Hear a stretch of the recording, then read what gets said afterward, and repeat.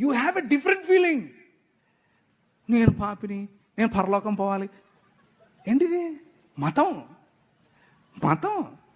మతంలో పడి ఉంటే అలాగే ఉంటావు. కానీ నీ రాజు ప్రతినిధి నువ్వు నడుస్తూ ఉంటే నీకు ఎలా ఉండాలి తెలుసా? ఇది మా నాయనది, ఈ కాలేజ్ మా నాయనది, ఈ ఊరు మా నాయనది, ఈ దేశం మా నాయనది.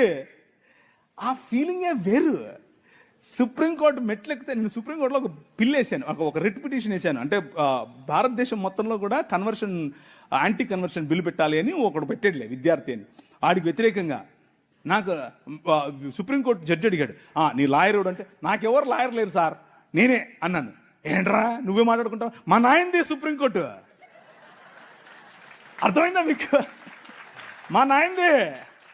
My king still lives. నా రాజు ఇంకా బతికే ఉన్నాడు. ఎవడికి భయపడింది నేను? ఆ కాన్ఫిడెన్స్ వేరు, ఆ లైఫ్ స్టైల్ వేరు. నువ్వు నడుస్తూ ఉంటే